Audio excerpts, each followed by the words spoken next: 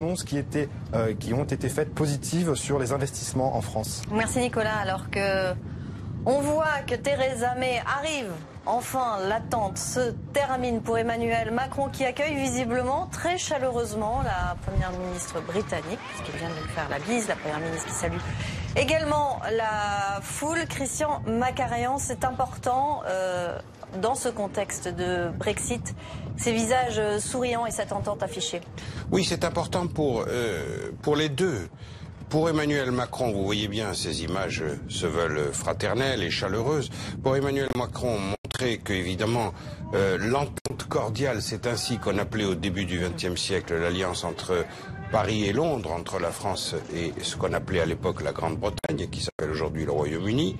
Et il est important de démontrer qu'il y a une amitié, que cette amitié ne peut pas être bousculée, balayée par la discorde du Brexit. Et il est important aussi pour Macron de démontrer que le Brexit est une affaire britannico-britannique. C'est à vous, les Anglais, de régler ça entre vous. Vous voulez un Brexit hard, vous voulez un Brexit soft. On ne peut pas le décider à votre place. Nous, on vous a rappelé les règles de l'Union européenne, elles sont claires et nettes.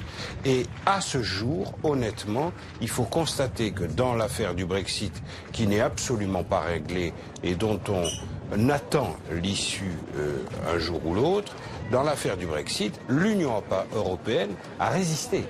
Le Brexit n'a pas du tout réussi à semer la discorde parmi les alliés européens.